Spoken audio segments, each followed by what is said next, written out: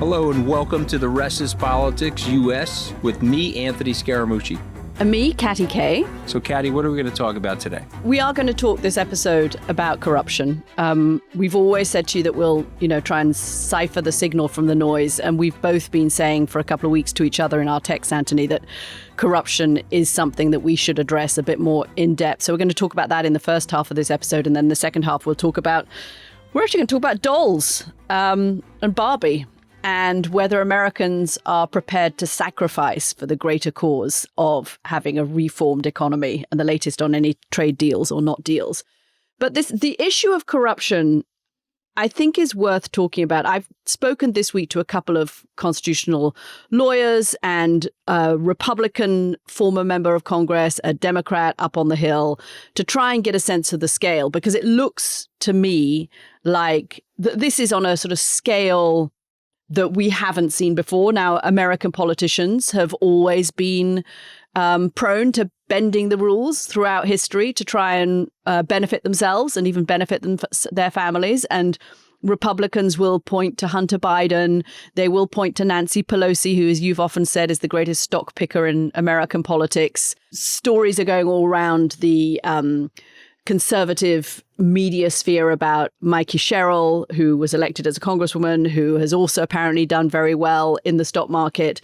But I haven't found anyone who has said to me that what the Trump family is doing in this administration, in Trump 2.0, is not on a kind of scale we haven't seen. We just haven't seen this before in American politics. It makes the kind of terminology that people are using is that it makes the first Trump administration look quaint, what they're doing this time around. I mean, in the first Trump administration, we all worried about whether, and there were investigations by reporters to some extent into whether, he was using the Trump hotel that he owned in Washington as a kind of waiting room for the White House, and foreign dignitaries would go and stay there, and then the Trump organization would get benefit financially. But here, I think in the crypto space in particularly, in the meme space, but it's not just that. I mean, there's lots of other areas where people around Donald Trump, particularly in his family, are just making an enormous amount of money out of this presidency. Is it something that's going to come back to bite them? Certainly not at the moment. But one thing that I think is worth pointing out is that if Democrats get elected into the House of Representatives in the midterms, expect the second 2 years of the Trump presidency to be full of investigations into what's going on right now in terms of enrichment. But why don't you spell out for us, Anthony? I think it's worth us kind of spelling out what the kind of buckets are that we see of corruption and some of the examples of it. Let's step back, because what's happening is it's happening so quickly. And to quote Steve Bannon, they have flooded the zone on so much corruption that you're looking at it and it's sort of overwhelming, and then people get numb to it. But let's pretend it's not the United States. Let's say that it's a third world country. Let's say it's I don't know, I'm not going to name a country, but let's say that you were an intelligence analyst for the UK or for the US, and I said to you, listen, there's a leader of a country, 58 million wallets were used to make over $10 million on that leader's meme coin. And so it's just important for people that are not in crypto to understand you can create on the blockchain, you can replicate elements of the software of Bitcoin or Ethereum. Doge is effectively a sorted replication of Bitcoin, as an example. And you can put it up on the blockchain, and then people can use it as a gambling token. And so Donald Trump launched this right on the eve of the inauguration, $TRUMP. You could look it up on CoinGecko to get the pricing. But let's say that you were a securities analyst, and I reported to you that there were 58 people that did something that's called a rug pull. They go in and they buy the coin at very little money. They announce the coin. The excitement around the coin causes the coin to pop or go up in value. Those 58 people make $10 million apiece, or just over $500 million. Actually, it was $1.1 billion to be exact. And you can, over the blockchain, there's a company called Chain Analysis. You can actually identify every wallet that's trading in that coin. The blockchain's fairly transparent. There were 764,000 wallets of mostly small holders who lost money on that meme coin. And so you had 10 wallets make the money, Katty, and the others lost billions of dollars as they were trading this into the pits. And I don't know. I think it's crazy, but he's doubling down. Let me just say one more thing. He's doubling down. May 22nd, Trump National Golf Course, Washington, D.C. If you're one of the 25 largest wallets in $Trump, you're going to get a lunch with him or dinner alongside of a White House tour. So just imagine if we were, let's say I was reporting that to you, you were my case officer. I said, this is going on in this country. How would you react to that? And then again, where is the outrage related to it? And we're not even getting into the $500,000 membership or some of the foreign deals that are going on. Yeah, no, I think that is the big question is who is it that is invested in the meme coin? There's reporting in Bloomberg just this week that the biggest holders of this meme coin are actually foreigners from other countries. We know that the Trump organization and the White House says, look, there's no conflict of interest here because Donald Trump is not the Trump organization, but his family is certainly running still. His sons are still running the Trump organization. Every time there is a transaction on that meme coin, the Trump organization gets a cut. If it's a buy or a sell, by March, they'd generated something like $100 million, according to the reporting. So the family is enriching itself through this meme coin, certainly, even if the White House says that Donald Trump doesn't have anything to do with this. And there are a lot of foreign buyers of this meme coin. Now, listen, if I put, and those dinners that you talked about, there are 3 of them this spring. With big donors to the meme coin. They've actually pulled the White House tour. It's sort of the words White House have kind of suddenly disappeared from the invitation. Maybe they thought that was even pushing it a little bit too much. But if I was an intelligence analyst, I would be thinking, who's buying this? What do they hope to make out of it? What access do they think they're going to get? And what influence do they think they're going to have over American foreign policy? I mean, that's the classic questions, right, that an intelligence case officer would ask themselves. Now, maybe some of these people are just thinking, well, Donald Trump's behind this. Donald Trump makes money, so I'm going to try and make money. I suspect that some of the smaller investors in this collectible who perhaps even lost money, something like, 80,000 people lost money in the first couple of weeks because the price crashed. I fear they may be the people who felt, oh, well, Donald Trump's going to make money, so I'll make money too. They may be thinking this will be deregulated, and so that will help me. And they're right, because suddenly the Securities and Exchange Commission, after the inauguration, said, oh, meme coins, we're not going to investigate those. So there's no investigation of what's happening. But some of them may be people who are from other countries who are investing in Donald Trump or giving money to Donald Trump's organizations and families' own coffers with something expected in return. I mean, if you gave me $100 million, Anthony, I mean, I would think that you probably want something out of it, right? I'm not quite sure what you'd want from me for $100 million, but you'd probably want something, unless you're a bit of a fool, really. I think you would outtrade me, actually. I think you would out-negotiate me, and so I wouldn't even enter into the arrangement knowing that I would be on the ground with, like, your heel on my Adam's apple. So let's not even go there, okay? But this is the thing I don't get, okay? And again, I want you to be the Democrat strategist, if you don't mind. So, hello, this is what these guys are doing. They are literally going to conferences and saying, hey, guys, we're open for business. And if you send us money to family-owned businesses, you'll be able to get favors and special treatment from the U.S. government. And so the Democrats then say what? Now, I know there's a whataboutism. Trump's using it in the Oval Office. We have Hunter Picasso Biden. His middle name was Picasso. He was selling paintings for millions of dollars. And now all of a sudden his father's not president anymore. So we've dropped the middle name Picasso from Hunter Biden's name. He can't get the painting sold anymore. So there is nastiness and there is general lack of ethics on both sides. And so my crypto bros, as they're called, okay, they're like, hey, well, at least he's with us. He's long Bitcoin. And so who cares? Hunter Biden was a long Bitcoin. But Trump has taken this to a totally another level. You remember they used to say there's 10% for the big guy, and that was references to Joe Biden in business transactions. Now, Katty, there's 10 billion for the big guy. It's not 10%. I mean, it's so wild. And again, if you were a Singapore official here, you would be looking at this and saying, well, in Singapore, we pay our politicians. In Singapore, they get a requisite amount of money where they can live. If you're paying somebody $175,000 a year, and I'm not defending Nancy Pelosi or Mikey Sherrill, but if you're paying them $175,000 a year and you give them a loophole where they can trade on insider information, how are they not going to do that? Of course they have to do that. How are they going to live in Washington, have a home in their district, contemporaneously on $175,000 a year? Paul Ryan used to sleep on his cot. He had a pull-out couch in his office. Those were the days, right? Well, yes, but I'm just saying to you, you've got a bigger problem. It's not just the Republicans are corrupt and the Democrats are corrupt. The system's incentives are aligned in a way that hurt the system. And let me just give you a hypothetical. Let's say I said to you, each member of the Congress, there's 535 of them, they get 20 million US dollars in after-tax cash if they balance the budget.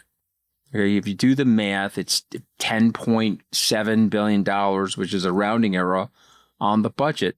How quickly do you think they would balance the budget? The answer is they would balance the budget, right? So it's not just the corruption, it's the incentives around Washington that I believe need massive reform. I heard Scott Galloway make that same argument about we should have a Singapore system where we actually pay our politicians properly.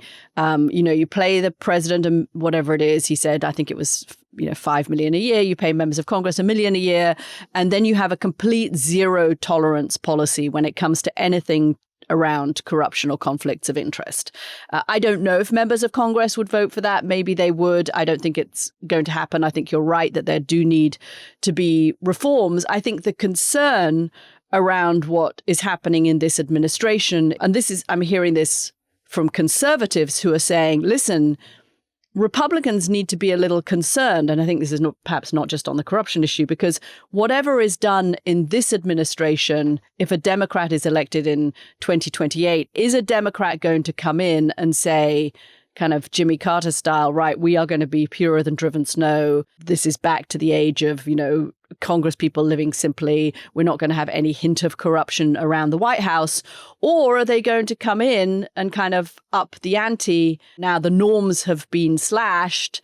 Is the next president going to do the same thing? I mean, I think we're in a sort of cycle of, both in terms of power grab for presidents, where they seem to be one after the other grabbing more power. But the levels of kind of self-interest do seem to be accelerating. Another area I wanted to ask you about, though, in terms of what we're seeing that is different with this White House compared to previous presidents, but also compared to Trump in the first administration, is explain a little bit to me World Liberty Financial, because that seems to be, it's in the crypto space.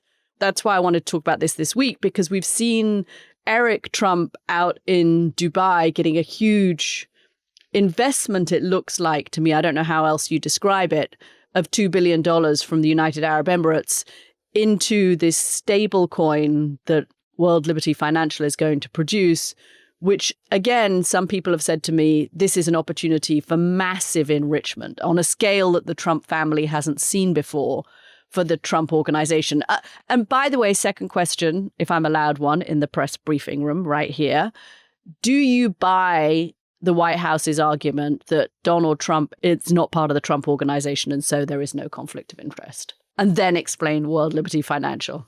Well, first of all, there's a broader argument, which is why I'm talking about a macro level of reform. I think people may know this, but it's worth repeating. The president is the only one excluded from having a business. So if I'm in his cabinet, I'm supposed to shed my businesses. Now, Trump won. Many of these people didn't shed their businesses. Wilbur Ross didn't.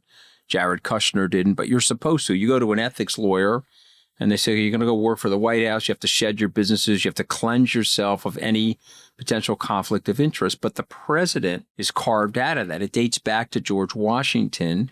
They wanted him to do the job. He was like, yeah, that's great, but I still want my farm. So if you go back, they carved out the presidency. And so Trump is technically allowed to run the Trump organization while being president of the United States. So there is space there for him to do certain quote unquote nefarious things. And so with him saying that he's not involved, him and his lawyers think, well, that's giving you enough air cover. But you know, and I know, there's the letter of the law, and then there's the spirit of the law, and then there is what is in the best interests of the people of the United States. And so it's hard.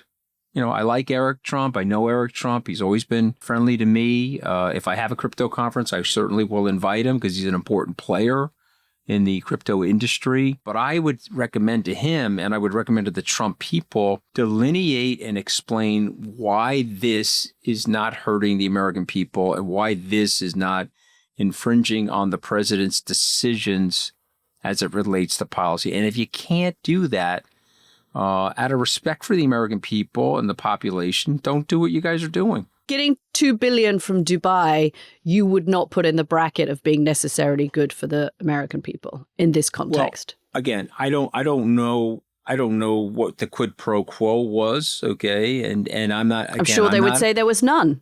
Yeah, exactly. So I'm not trying to accuse anybody of anything. I'm just saying the appearance of it. The appearance of it, right? We'd say that we got to be cleaner than Caesar's wife, or whatever the statement was from Shakespeare. That the appearance of it hurts the country, and it causes a downward shift in more people saying, well, if they're doing it, I should be doing it too. If there's a feeding frenzy here, I should be a part of it too. It's bad on both sides. Okay, I don't want to be a whataboutism person, Katty, because if you say this to the Trump people, they say, well, what about Hunter Picasso Biden? Yeah, I've heard I'm that not saying too, that. I'd rather just say, listen, it's bad on both sides. Trump is taking it to an extra level, but we need massive reform. So you'd say he is taking it to an extra level, because one of the things I'm hearing is that, yes, there is it on the both sides, but this is different in scale.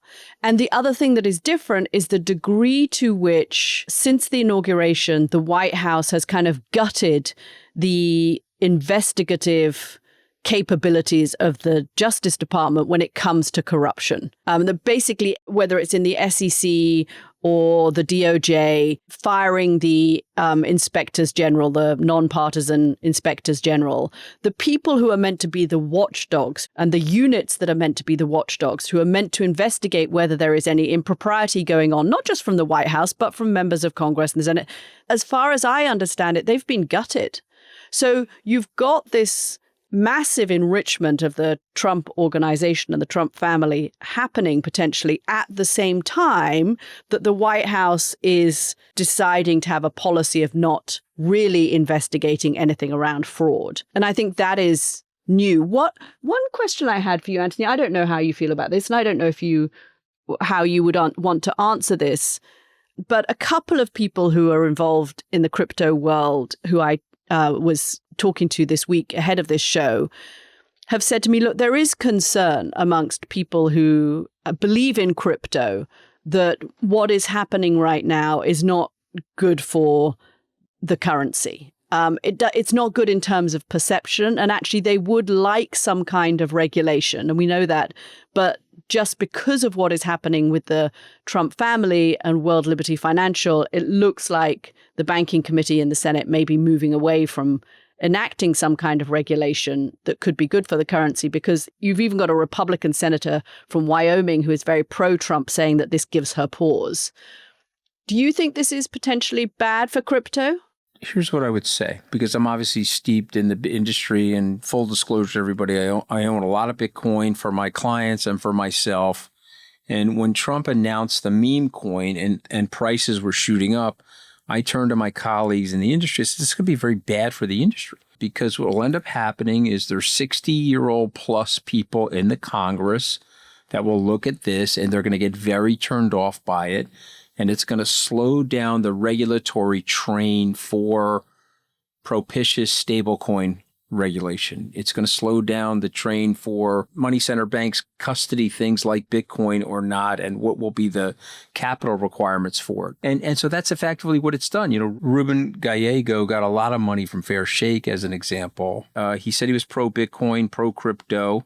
Adam Schiff got a lot of money from Fair Shake and the the Bitcoiners, they've both walked away from the legislation citing this activity that's going on with the Trump family. And so now they're at odds now with the people that gave them that money, right? And so they'll probably, there'll be a tussle and a fight with those guys, but they've got 6 years in the Congress, or 5.5 more years in the Senate, I should say.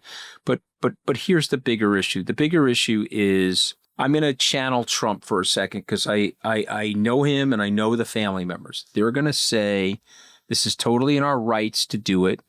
Nancy Pelosi trades the stock market. Mikey Sherrill trades the stock market. It's totally in our rights to do it. So we're doing it. We're just doing it bigger and bolder than you guys, but we're doing it in a bald-faced way. And we're not corrupt. We're not doing anything corrupt. And my father's not making any decisions related to this. This is just us milking the machinery that we're allowed to milk. The other thing that they would say is that you guys have been unfair to us. You came after us with lawfare. You came after us with inspector generals. You appointed a special prosecutor against my father for the Russia hoax thing. And by the way, I'm not saying it is a hoax, but I'm just saying they said it was. I'm just giving you their point of view. Yeah. That's why they fired all these inspector generals. So the whole thing is a mess, and it would require political leadership, literally nonpartisan or post-partisan political leadership. It would require a leader to get into the mix and say, wow, this thing is a mess. You guys have had no constitutional amendments. You've had no reform to the American government. And we have to think about this not as partisans, but how could we reform this to reset the table so that the American people will be less cynical about us and what we're doing here in Washington? Yeah, I agree. I think you're right that there needs to be reform, and it needs to be a situation where this doesn't become an arms race. And each administration, and whether you're a Republican or a Democrat, feels that they can use the system to benefit themselves financially. I don't hold out much hope for reform in America happening, and I don't hold out much hope for kind of members of Congress doing the right thing over this one or coming together to do the right thing. We're going to take a quick break, but one quick thing. I didn't know if you know this, Anthony, but I couldn't resist putting it in. Kind of why not? Just before we take a break, 2 of the partners who were in World Liberty Financial with the Trumps, one of them sold colon cleanser. The other had sold a website, I kid you not, called datehottergirls.com. So I don't know. Do with that what you want. I'm just so glad you're bringing this stuff up and not me. Okay, because for some reason, when you bring this shit up, you get away with it, and I obviously wouldn't be able to get away with that. So keep it going, Katty. Keep it going. Datehottergirls.com. I mean, Amen. Who doesn't want that? Amen.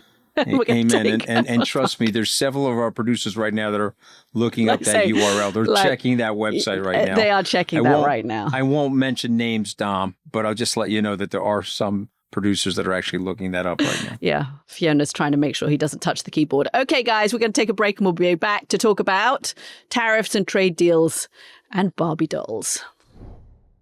This episode is brought to you by NordVPN.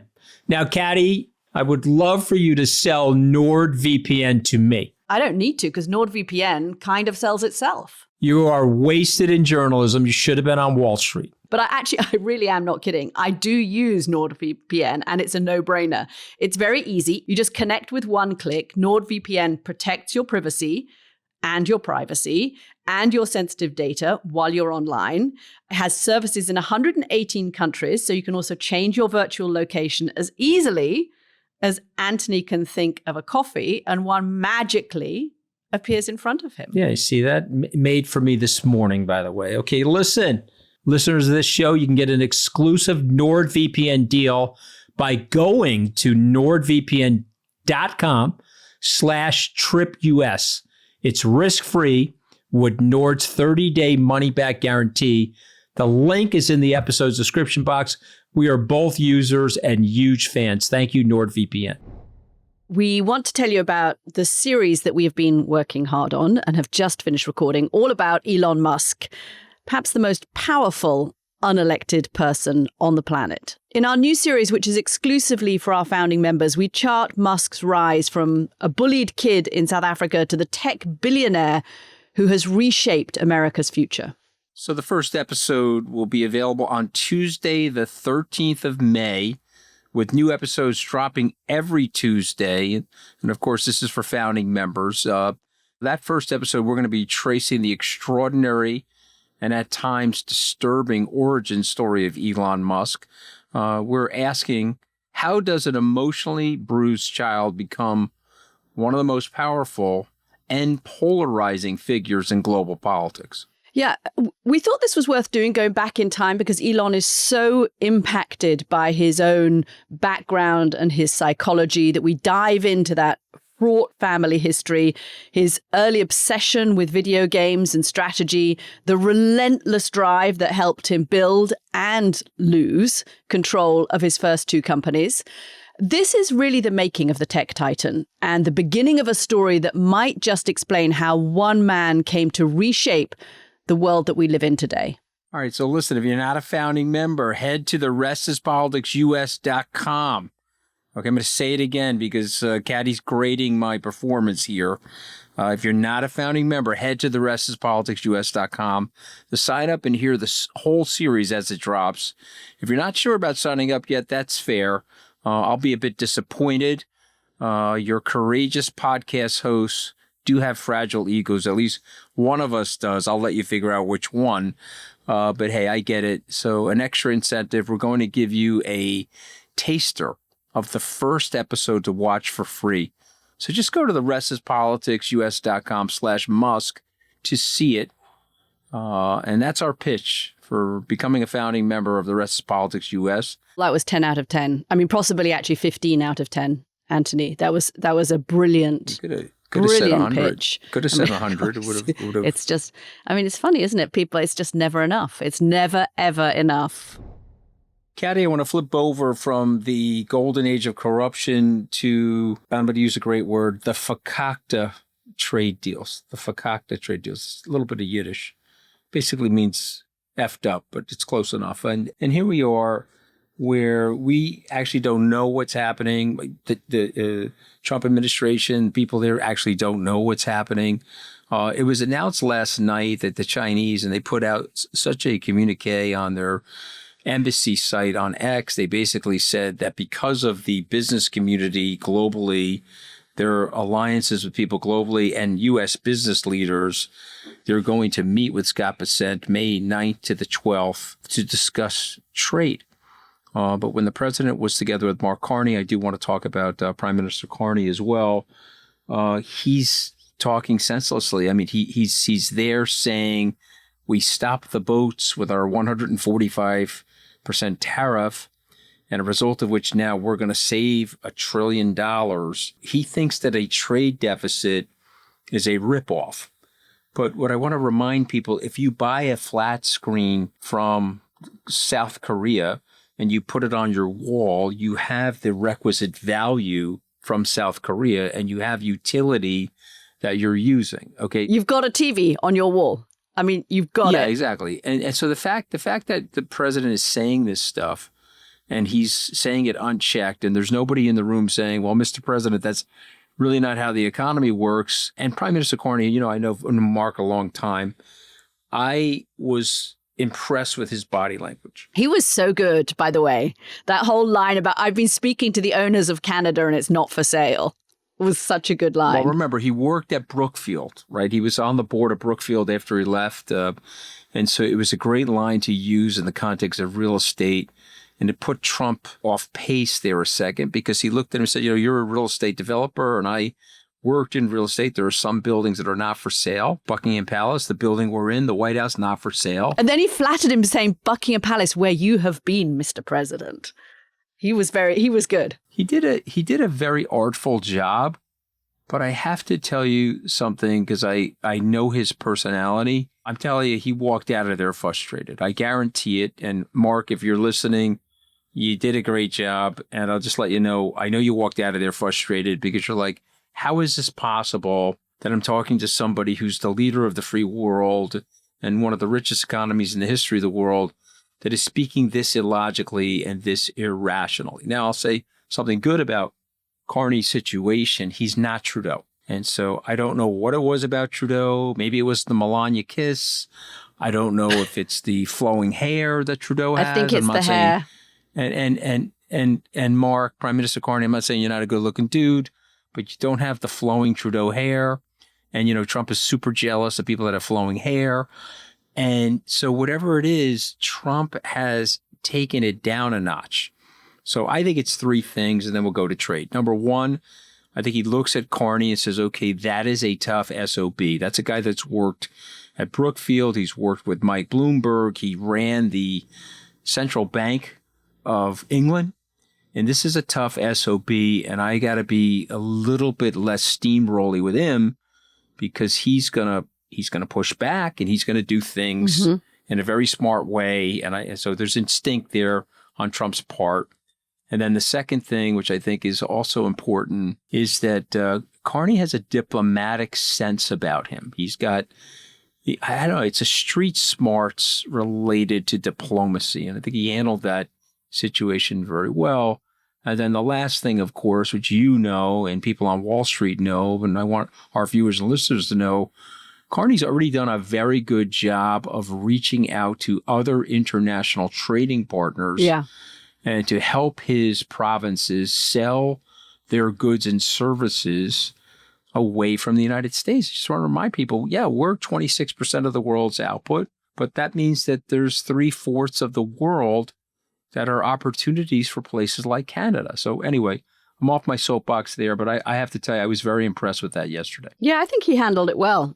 Full marks. I mean, he may have come out frustrated. And I think there are a lot of, I was making some calls before this on the kind of trade deal side. There are a lot of people who are frustrated in their negotiations with the White House at the moment because they don't quite know what the White House wants. I mean, you keep hearing that.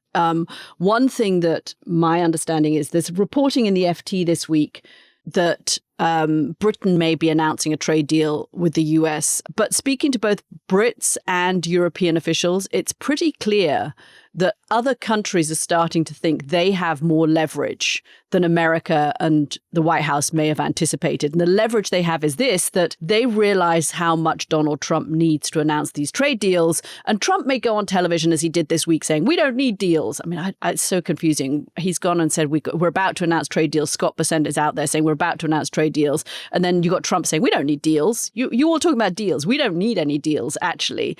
But I think there's a realization from America's trading partners that there is a political leverage they have because the timetable is slightly different, because Donald Trump wants this trade deal very soon, because as you said, the ships are arriving now from China. The first ships are starting to arrive without full cargoes. And there is a general understanding that if that carries on happening, Americans won't have full shelves, and American consumers, God bless them, are not the ones that are most likely to be told that austerity is a good thing or that they can't have as many Barbie dolls as they want.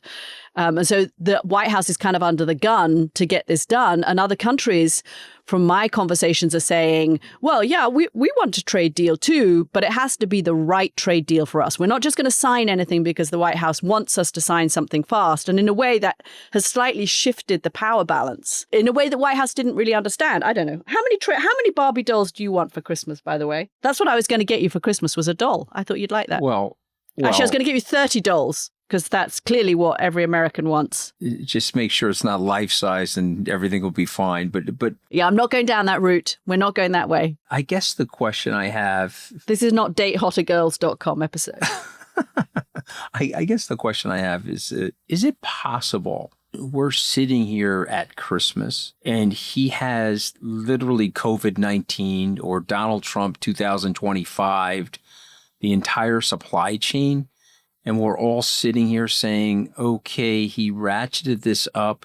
He didn't have the leverage that he thought he had, a result of which he's putting small business owners out of business that need these goods to sell on their shelves. And we're sitting here and we're in a very steep recession. Or is Kevin McCarthy, the former Speaker of the House, going to be correct, where he said to people privately this week that he spoke to Trump, and he's basically like, dude, you got 60 days, man. You got to figure this out. And Trump has said to him privately, yes, we're going to effectively ease up or lighten up because we can't have that apocalyptic scenario. So, I mean, it's already going to slow down the economy. Very likely there'll be a recession. Guidance from Mattel, guidance from other companies that are making products, Nike, all saying, I can't tell you what's going to happen now anymore. Airlines are telling you, geez, I'm really sorry. These routes into the U.S., many of them are being canceled. People don't want to come into the U.S. right now. And I can't give you guidance. But which scenario unfolds? I'm switching you from Democratic strategist to Wall Street guru. Okay, I'm not paid well enough to be either of those things because they earn a hell of a lot more money than I do. But this is improv at Trip US. So go ahead. Tell me what's going to happen. Which way is this going to go? Apocalyptic nightmare where we're like in Soylent Green starring Charlton Heston? Or are we going to pull this thing back from the abyss? So long as I'm not, role-playing a crypto guru. Look, I think we pull it back from the abyss. I think that you have the CEO of Mattel out there saying, listen, we're going to raise prices in the US. And by the way, Mr. Trump, toy manufacturing is not coming back to America. I mean, could not have been more clear that this idea of remaking the American economy is just not going to happen. He said, look, if we can't source them in China, we'll source them in other countries, but we're not going to start making toys here. And you've got these other countries all making trade deals together. You've got Canada talking to Asian countries. You've got the UK announcing a deal with India. You've got the European Union negotiating with India. You've got the European Union negotiating with the Latin American consortium of countries. Global trade is going to carry on flowing. It's just going to build itself a channel around Fortress America, and America's going to be left out. And I think the White House has woken up, and Donald Trump has woken up to that pain threshold. He's hearing it domestically. He's hearing it from his foreign trading partners. He's hearing it from Wall Street. He's hearing it from the bond traders. Nobody likes this. All that's happening is that Donald Trump is acting as an accelerant to other countries to lower their tariffs amongst themselves and carry on trading amongst themselves. So my sense is, yes, we may have a small recession. Yes, we may have some supply chain hiccups because that's already happened. I hate the prediction business, but I just cannot see him wanting to have economic Armageddon. Carlos Cabello, the former Republican congressman from Florida, said something super smart to me this week. He said, look, you're going to have domestic constituents that don't like being told that they have to have austerity. And in particular, Latin American voters, Hispanic voters who came from countries where there were empty shelves and where the government told them what they could and couldn't buy and kept telling them, like Venezuela and Cuba, that they had to sacrifice for the greater good of the regime and the socialist experiment. They're not going to like being told, they can only have 5 pencils, as Donald Trump said this week, or that they can only have 2 or 3 dolls. I thought it was such a smart point. So all of these constituents who are saying, stop it, this is not going to work for us. Let me push back. Oh, you think there's going to be Armageddon? Go on. No, I don't think there's going to be Armageddon, but I find it astonishing. So if Joe Biden said, we're ratcheting up tariffs, we're going to cause a recession, we're going to take 7 to 10% out of the stock market, and then was at a microphone in the Oval Office where we're running a press gaggle every day, like a reality television show, he said, hey, but who cares? Forget the $30. We're only going to get down to 2 and they're going to cost more. Again, what would the Fox people say, or what would the Newsmax people say, or what would the conservative talk radio guys say? They would have Joe Biden's head on a spike, outside their radio station, outside their television cable network, but they sit there in silence, and it's like a Maoist sort of chant. Well, this is for our greater good. I was on the soccer field, and I got a guy who I think his IQ's over 100. No, I was watching my young kids. Okay. And I got we'll call it football because that's British football. But I got a guy, I think his IQ's over 100. He comes over to me. He knows that I'm not a big Trump fan. He goes, he's doing great. These tariffs are awesome. He's resetting the playing field. Mm-hmm. And so I just pushed him a little bit. I go, how is he resetting the playing field? Well, now we're going to get fair deals, or we're not going to be taken advantage of anymore. Okay. Well, how is he going to do that? There's no way, because you can't answer the question because it doesn't conjoin with the way the integrated global economy works in 2025. So There's no answer to the question. I can't get on Fox News to debate these guys because they get pissed off because they can't chant the talking points that are illogical. So to me, we're sitting here with a situation where people like Kevin McCarthy, CEOs, business leaders are going to figure out a way to go around the president, to try to get deals done, to try to get us out of the situation that we're in. And of course, when that happens, Donald Trump is going to be declaring victory. Well, if he declares victory and the world economy doesn't get crashed, that's probably fine. But he can declare victory. Other countries will already have taken note of what happened. They will know that this isn't victory, and they will also know that the United States is not the reliable trading partner that they thought it was, and that is the long-term damage to the United States, that its reputation as a country that adheres to the rule of law, that adheres to norms and practices, that has checks and balances, and that can be relied on to trade is not going to be there anymore, and they'll have already, in that meantime, they've started investigating other places that they can trade with. Somebody said something really smart to me this week. I'm going to finish this. That Donald Trump often has the wrong answer to the right questions. Because I also think there might be quite a lot of parents out there, myself included, who thought, well, actually, you know what? He's quite right. We don't need 30 cheap dolls. We are kind of over-reliant on cheap consumer goods that have come in from China over the last 20 years. It would be good to actually cut back on that a little bit. But his way of answering that question has with it considerable risks for the rest of the world as well. Okay. We're going to leave it there. Thank you very much, everybody, for listening. This has been the weirdly smutty issue of hottergirls.com and dolls. I was on my best behavior. You started it. We'll be back next Friday with our regular episode, but if you can't wait until then, we do have our founding members question and answer every Sunday, where we're going to talk about Trump's plan to reopen Alcatraz. Where did that come from? And of course, it's going to be the first episode of our Elon Musk series that's going to come out next Tuesday. We do hope you'll listen to that too. Bye, everyone. Bye, everybody.